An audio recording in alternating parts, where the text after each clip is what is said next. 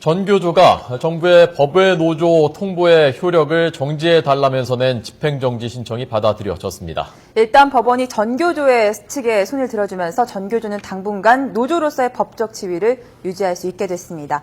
사회부 이승훈 기자 스튜디오에 나와 있습니다. 안녕하세요. 어서 오십시오. 자, 법원의 결정 내용이 어떤 건지부터 좀 정리를 해주시죠. 네, 오늘 전교조의 법외노조 신청, 집행정지 신청을 받아들인 곳, 서울행정법원이죠. 네. 서울행정법원은 전교조가 법외노조 집행을 정지해 달라면서 방한함 고용부 장관을 상대로 낸 집행정지 신청을 받아들였습니다. 네. 앞서 고용노동부 지난달 24일에 전교조의 노조 아님을 통보한 바 있습니다. 전교조는 곧 반발했고요. 법원의 법외노조 통보처분 취소 소송과 함께 오늘 결정이 난 법외노조 통보처분 집행정지 신청을 낸 겁니다. 예. 자, 오늘 법원의 결정에 따라서 전교조 일단 노조로서의 법적인 지위는 당분간 유지하게 됐습니다. 또 정부를 상대로 청구한 조금 전 말씀드린 그 법외노조 취소 소송 역시 이어갈 걸로 보입니다. 보통 행정법원의 1심 본안 사건 평균 처리 기간이 한 7개월 정도 됩니다. 그러니까 내년 6월을 전후해서 전교조의 법외노조화가 옳은지 그런지에 대한 법원의 최종 판단이 있을 걸로 보이는데요.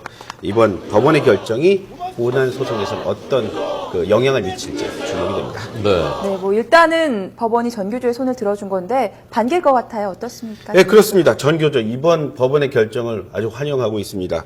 기각에 대비해서 법원 주변에서 사실 전교조 측 인사들이 그러니까 그 약식 기자회견을 준비하고 있었는데 네. 오늘 법원이 집행정지 신청을 받아들이면서 2시에 그 본부 사무실에서 정식 기자회견을 하기로 했습니다.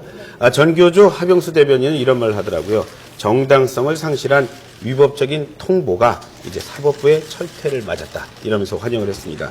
또 이번 인용을 바탕으로 해서 노사정 합의사항이 법으로 정착될 수 있는 그런 기회가 될 수 있도록 국회가 책임을 다했으면 좋겠다. 네. 이런 말도 덧붙였습니다.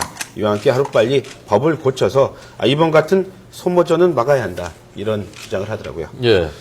자, 내년 6월쯤 이제 본안 소송 결과가 나온다는데 양측의 주장, 양측의 그 논리 어떤 것인지 좀 정리를 다시 한번 해보죠.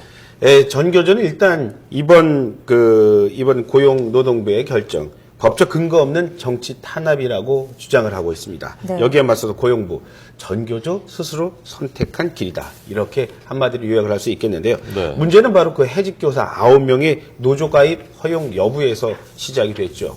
고용부는 현행 교원 노조법이 해직자의 조합원 자격을 인정하지 않고 있다면서 규약 시정을 요구를 했습니다. 네. 지금까지 3차례 시정 명령을 했어요. 그런데 이를 받아들이지 않자 지난달 24일이었죠. 전교조의 노조 아님을 통보했습니다. 네. 자, 전교조는 고용부가 그 근거로 들고 있는 노동조합법 시행령 9조 2항입니다.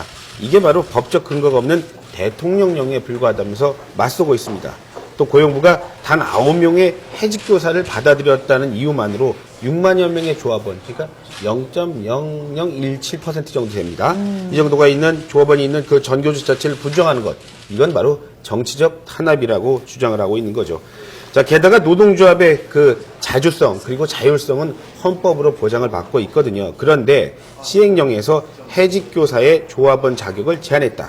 이거는 법률 자체의 모순을 드러낸 것이라면서 교육부의 결정, 고용부의 결정 비난해 왔습니다. 네. 전교조에도 노조일만 전담해서 하는 전담자들이 있지 않습니까? 그렇죠. 오늘 법원 결정으로 일단은 뭐 학교로 돌아가지 않아도 되는 거죠? 예, 그렇습니다. 말씀하신 대로 그 문제가 가장 처음에 했었죠. 78명의 전교조의 77명. 네. 전담 교사가 있습니다. 전교조 이제 당분간 정식 그 노조의 지위를 유지하게 되면서 이제 뭐 돌아갈 필요가 없는 겁니다. 교육부 역시 이제 후속 조치를 내놨어요. 고용부의 그 법외노조 통보에 따라서 진행하던 모든 후속 조치를 이제 중단하겠다. 이렇게 밝혔습니다. 예. 말씀드린 대로 전교조 노조 전배 78명이고요. 지난달 고용부가 노조 아님을 통보하면서 이제 서울을 비롯해서 12개의 시도 교육감들이 전교조 전임자를 다 복귀해라 이런 명령을 내린 바 있습니다. 그러나 전북, 강원, 경기 이른바 뭐 진보 성향의 교육감이 있는 곳이다 이렇게 얘기할 수 있겠죠.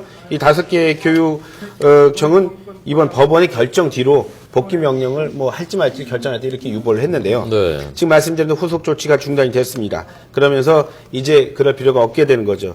왜냐하면 그 한 달 이내에 그 휴직 기간 사유가 없어지면 복귀를 하지 않으면은 그 징계를 받을 수 있고 뭐 직권 면직 뭐 이런 절차가 있으니까 들어가게 되었던 거였거든요. 네, 말씀드린 대로 이제 들어갈 필요도 없고 뿐만 아니라 그동안 뭐 진행하던 게 이런 게 있습니다.